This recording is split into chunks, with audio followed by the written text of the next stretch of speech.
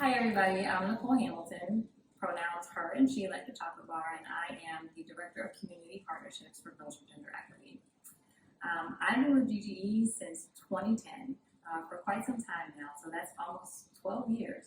And in the course of my time at GGE, a lot has changed. The environment has changed, the community has changed, the world has changed, and I love to say that GGE is really responsive to change, and we have been an organization that has remained for 20 years because we have been flexible and really adapted to the needs of the community.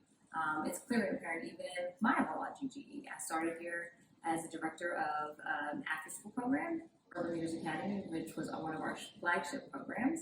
And I directed that program for many years, and we grew from one school to 5 schools, from 1 borough to 4 boroughs, and really expanded our work from middle school students to middle and high school students, really staying grounded in having our young people leading change efforts in their schools and their communities.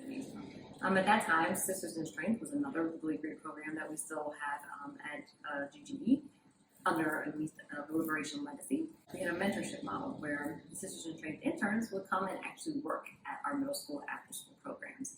And they were helping young people to conduct PAR, participatory action research, around sexual harassment in schools. So we talked about young people doing observations and taking surveys and actually observing the environments that they were in and seeing when sexual harassment was happening, how it was happening, who was being impacted, and then what they could do.